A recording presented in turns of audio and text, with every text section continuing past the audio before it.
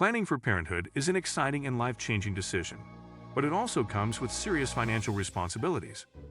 From medical bills and childcare to long-term goals like education, the cost of raising a child can be overwhelming without a solid financial plan.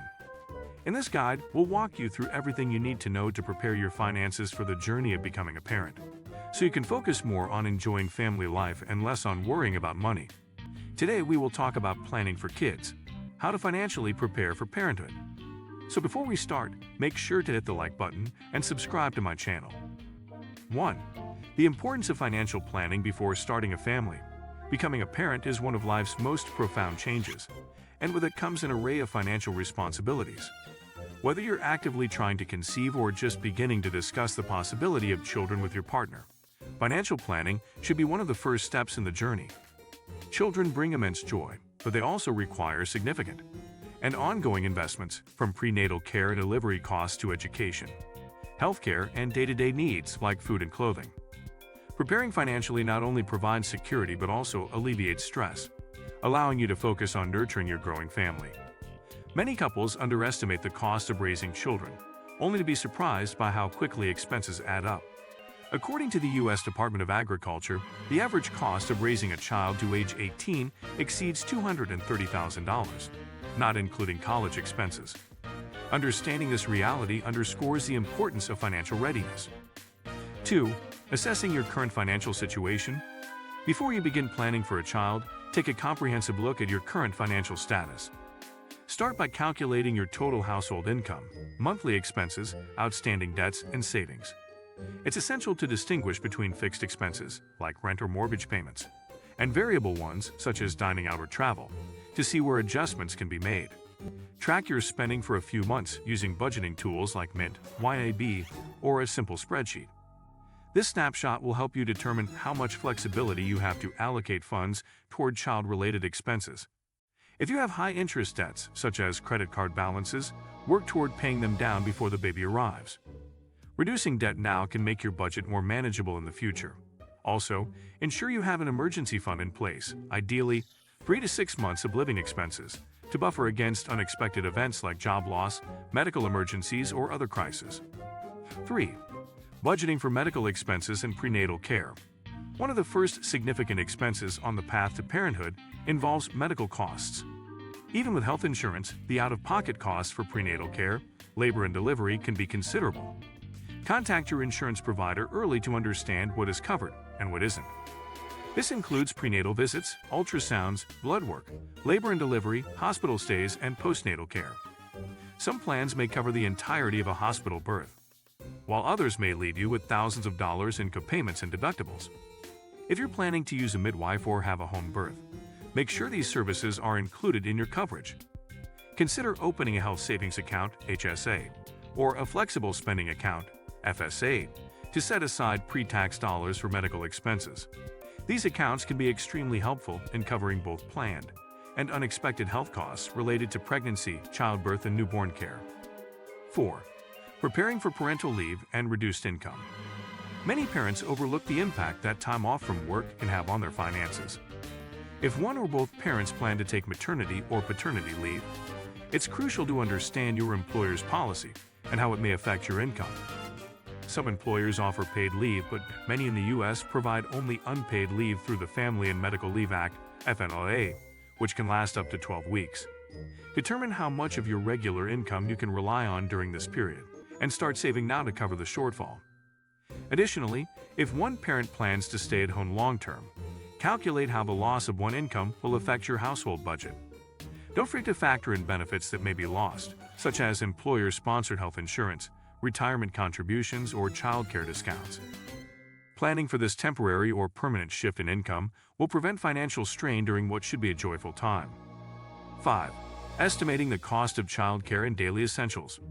Childcare is often one of the biggest ongoing expenses for new parents, particularly for dual-income households. The cost varies widely depending on location and the type of care, daycare center, in-home care, nanny, or relative care.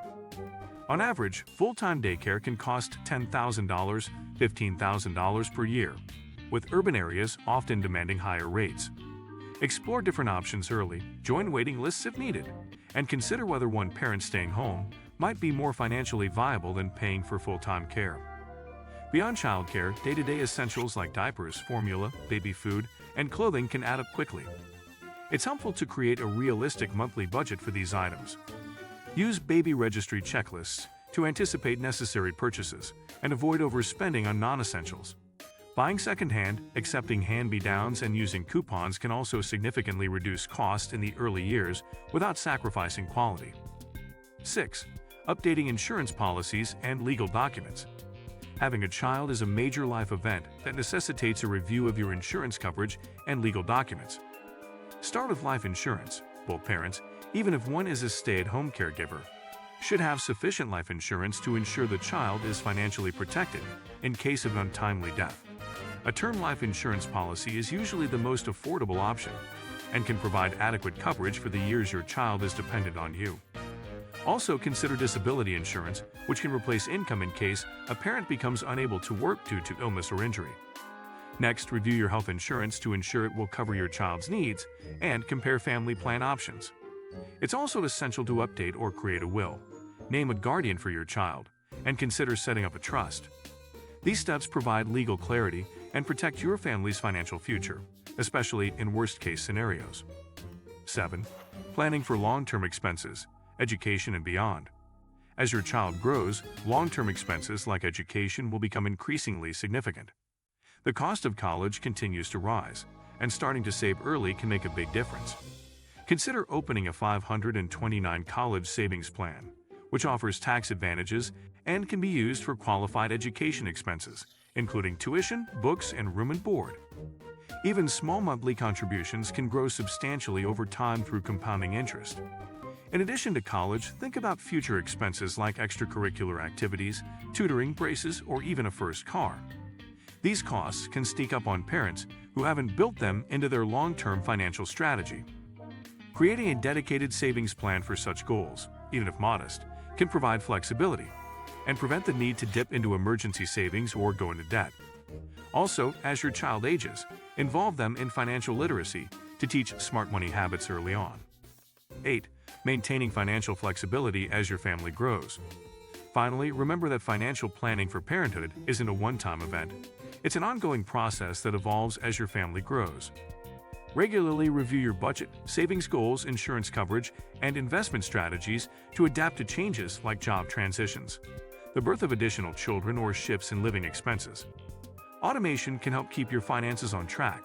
Set up auto transfers to savings accounts, 529 plans, or retirement funds to build consistency. Stay proactive about rebalancing your financial priorities. There may be times when saving for retirement needs to take precedence over other goals, or when you need to temporarily reduce contributions to accommodate new expenses. Work together with your partner as a financial team, maintaining open communication and shared goals. Consulting a financial advisor can also be helpful, especially if your financial situation becomes more complex. By staying informed and adaptable, you'll be better equipped to provide a stable and nurturing environment for your child. If you like this video and would like to see more like it, please give it the thumbs up. Leave a comment and click the button to subscribe.